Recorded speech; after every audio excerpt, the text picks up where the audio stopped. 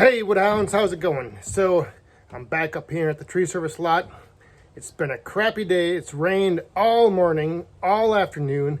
There's a little break in the action, so I figured I'd just run up here quick, do some bucking, get stuff ready to come back up here and split. So just gonna work on that, bucking some stuff up, and then later on I want to show you guys this. I'm sure many of you have seen it, but I've had a few questions about sharpening my chain. So I'm going to go over that a little bit later. So welcome any new subscribers. Glad you found the channel. Glad you're here. If you haven't subscribed, please do so. Share this with your friends because, hey, we are approaching that milestone of 500 subscribers. Oh, and then things may really start getting crazy. Woo! All right, so let's get this done. But before I can start bucking these up, these two gnarly pines, I kind of rolled that one off a little bit, so now I've picked up all those rounds, brought them over here. So I'm gonna finagle those ugly things off this pile so I can then buck that one up a little bit easier.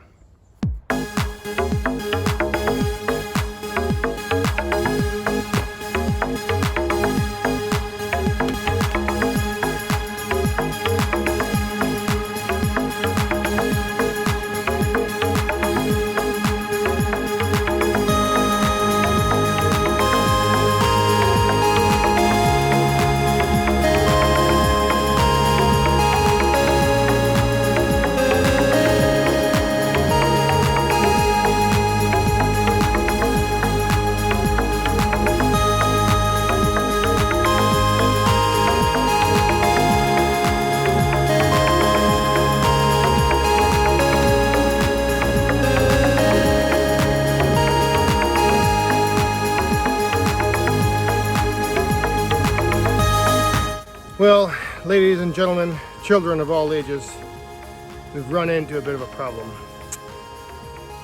I got these two logs sitting right here on the ground, and I mean, these trees are something. Close relatives of all the big timber out on the west coast. I just don't know if my saw is going to be able to handle it.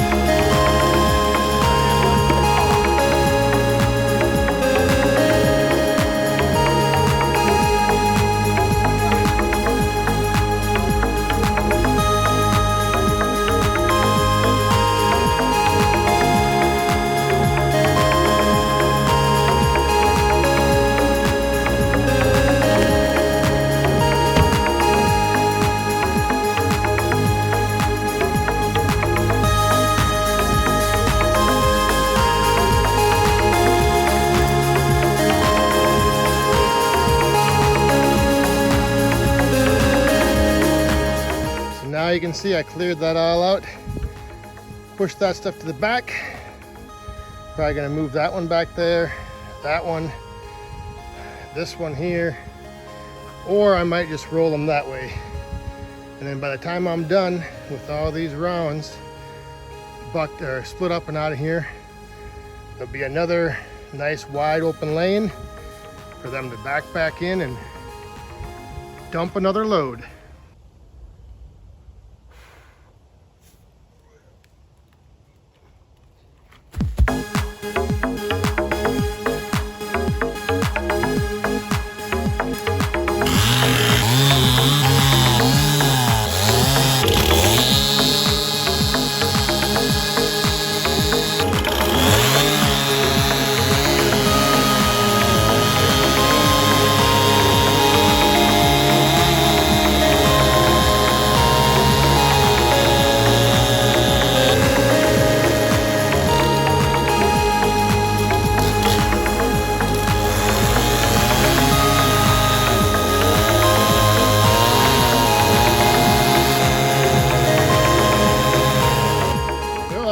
get this big hunk cut off this end, and I was able to get through 1, 2, 3, 4 big rounds off that guy on top.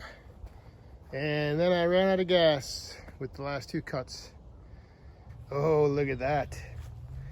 Look at all of that. Oh yeah. A whole big pile of man glitter. All right, so I'm back from bucking up some of that wood up at that tree service woodlot yard. And actually, as I was leaving, the guy who showed me the place and who dropped those trees off and kind of hooked me up with the whole deal, he stopped by. His parents actually live up there as well, so he was just on his way out. He heard a chainsaw, he stopped over, and so I chatted with him for a little bit, and he might actually come and help me take down one of those big oaks that I was a little nervous about. So that would be cool if I could get a professional opinion and a professional set of hands and eyes to look things over. But anyway, wanted to quick go over Casey Scheller. How you doing, Casey? You had asked me before about sharpening my chains on my saw and what I do to hand file them. And just with the regular hand file, I'm still working on that. I haven't gotten that down too good yet, but I use this little tool right here.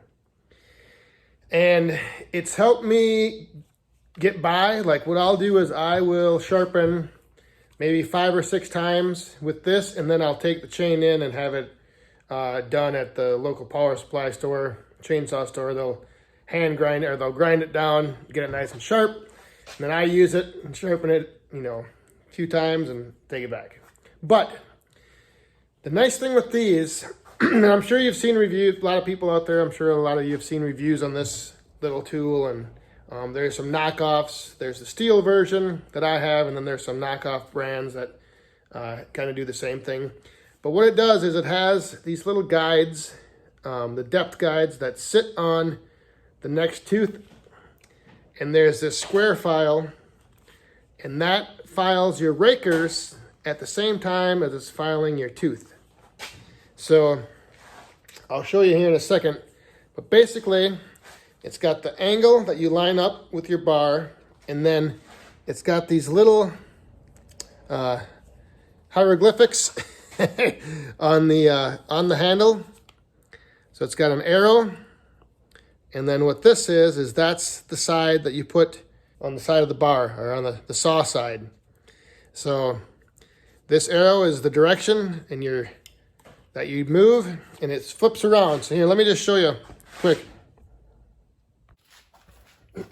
So I hope you can see this. So I've got my symbol with the saw, and then I've got my arrow in the direction.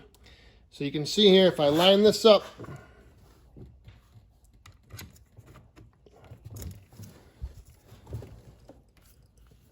I get the angle to file, and then I just push it through. I only go one direction. It's not back and forth. And I usually do each tooth the same amount of strokes. That doesn't really matter though, but you can see that square file hit the raker the same time that it's sharpening the tooth. Right there. So let me get another one here. And let me try to zoom in on that tooth right there.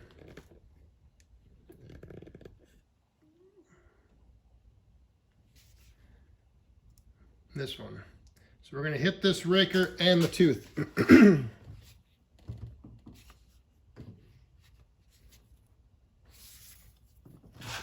All right.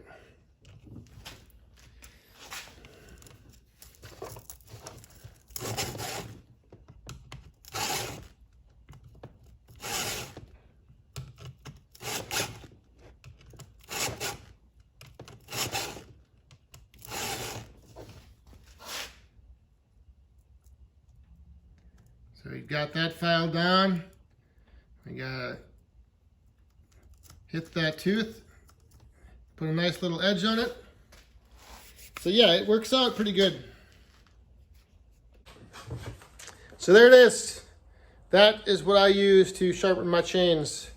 And I usually touch them up like every other tank of gas, every tank of gas, just depending on how they cut. I mean, you can tell by looking at the sawdust sometimes if you're getting nice chunks of sawdust, or if you're getting, then you're cutting good. If you're just getting that really fine man glitter, then you're not. You probably need to sharpen it. But so if you want to try one of those out, give it a shot. I've found that it really helped me. But now, just a little bit ago when I was talking to Tony from the tree service company, he was showing me how he hand files, and he like put an edge on the tooth that was ridiculous, just crazy. So I'm gonna keep working on my hand filing skills, and then just use this in between until I get better and more comfortable with it. So all right, well, with that, we are gonna wrap things up. So that's gonna about do it for today. Hope you enjoyed watching. Stay safe, have fun, and be cool.